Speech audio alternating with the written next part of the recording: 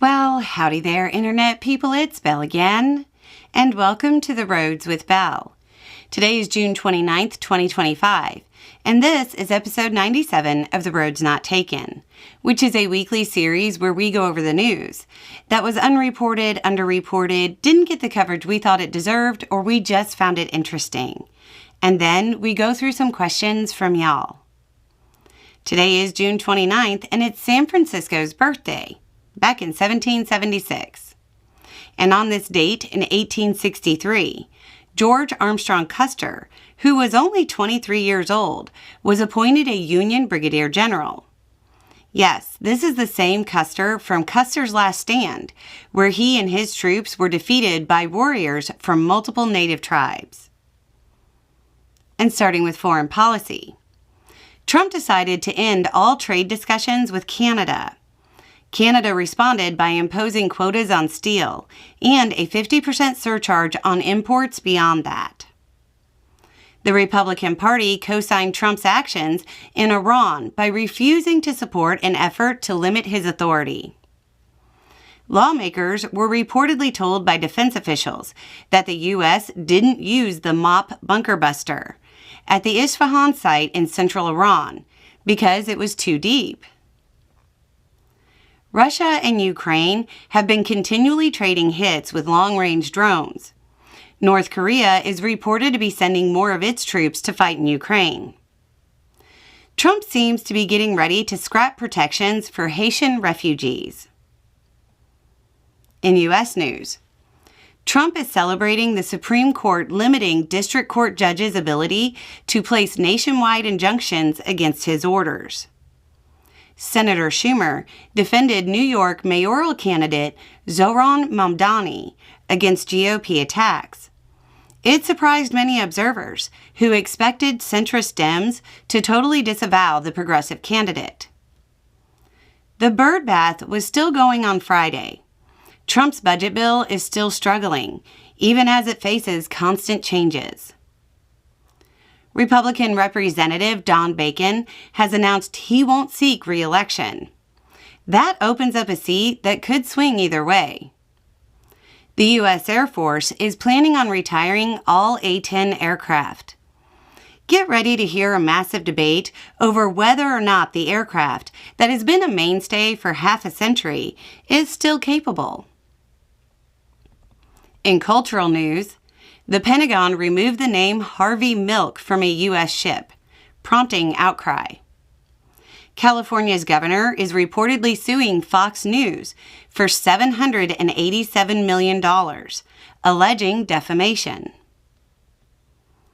In science news, more than a third of Tuvalu citizens have applied for a climate visa to leave their island nation. Con Edison is asking people to conserve energy amid a heat wave. Temperatures are hitting levels not seen since the 1800s. There's debate in the EU about delaying climate goals because, we have time for that. Major medical associations seem to be cooperating to present a united front to push back against false vaccine claims. A measles outbreak has reportedly hit a county jail in New Mexico. In economic news, core inflation is up 2.7%, which is higher than expected. This, combined with economists missing the marks on consumer sentiment, are going to start making people nervous. The U.S. and China have announced a trade agreement, again.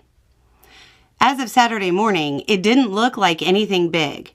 Some rare earth stuff was resolved.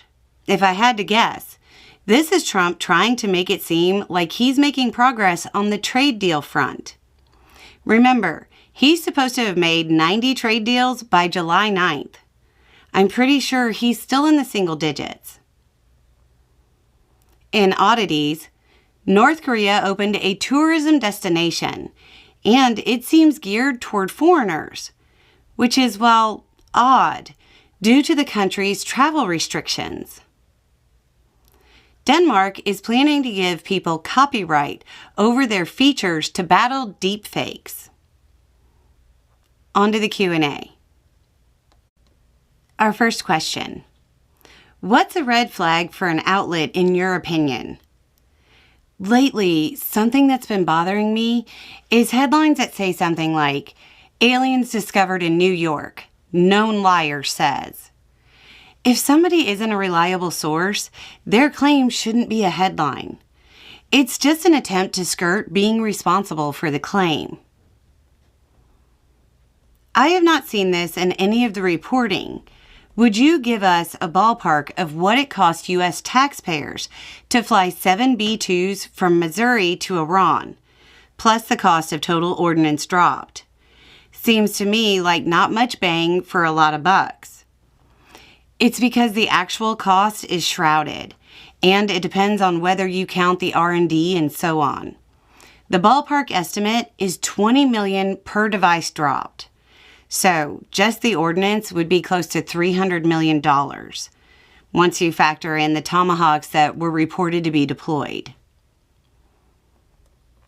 Belle, I'm asking you this because I know you're a veteran. Were Trump's strikes to Iran legal? There's no declaration of war, and he acted without the approval of Congress. Can he be impeached over this? That's not as clear as anybody would like it to be. If you look back at debates over the Constitution, the founders didn't want any one person to be able to take the nation to war. So Congress had the power to declare war. However, presidents are supposed to be able to respond to attacks. Over time, that power's widened. So in practice, if these strikes are it, and it doesn't spiral into more strikes, then historically, DOJ will find it within bounds, as long as Trump suggests sufficient national interest were at stake or there was an imminent threat. So, if all those Republicans who pretend they care about the original intent of the Constitution actually did, they'd say this was unconstitutional because the U.S. wasn't attacked. But if we're talking about what's going to happen, this will be called within bounds, as long as it stops. So, that looks like it. A little more information, a little more context, and having the right information will make all the difference. Y'all have a good day.